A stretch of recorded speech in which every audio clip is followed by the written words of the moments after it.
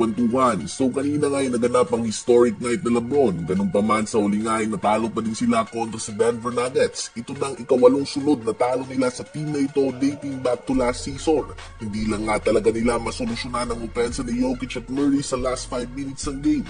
In fact, ang ganda nga ng pinakita ng Lakers. Maybe you would want more offense kay AD, ngunit mahirap nga talagang pumuntos kung bawat possession ay kinakalabaw ka ng reigning Finals MVP. Ganun pa man, wala ka nang mahihingi pa sa mga role players. Other than LeBron and AD, 23 points nga si Hachimura, 19 points and 14 assists si Austin Reeves at 17 points si D'Lo. Ang starters nga nila ay nagtala ng combined 102 points, ngunit ang bench nga nila ay 12 points lamang ang ginawa. Ang Big Four naman ng Denver Nuggets ay gumawa din ng 101 points, 35 rebounds and 27 assists. Ganun pa man, ang Denver Nuggets nga ay ang simula pa lamang na magkakasunod na malakas na kalaban ng Lakers. Dahil ang next game nga nila ay kontra sa OKC Thunder na consistent top 3 team sa West. Masusundan ito ng game kontra sa Sacramento Kings na pinapangunahan ng triple-double leader at leading rebounder sa NBA Domantas Sabonis na siya ding 8-0 ang record sa head-to-head matchups nila with Anthony Davis. Masusundan din niya ng game kontra sa Milwaukee Bucks na may 5 magkakasunod ng panalo ngayon.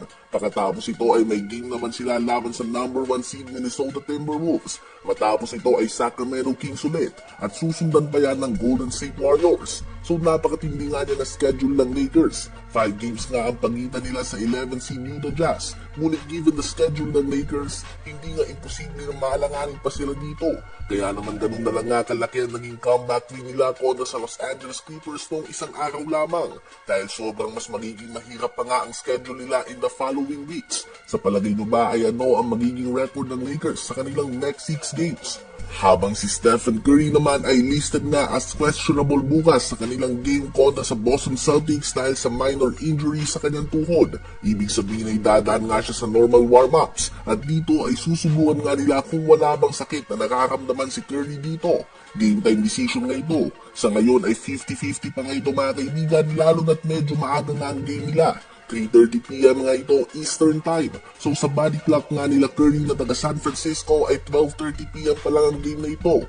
Ang shoot around nga at ang warm up ay nagsisimula 4 na oras bago mag-umpisa ang game. So sobrang aga nga yan. At kung mapapansin nyo nga ay tinatamaan na din si Curry ng konting fatigue. Sa kanyang last 10 games sa isang beses lang siya nagkaroon ng 50% shooting sa field. The rest ay lahat na nga ito below 45%. So sa may mga planong tumalpak nga, just know na hindi pa 100% sure kung maglalaro ba ang 2-time MVP. Pwedeng oo at pwedeng hindi.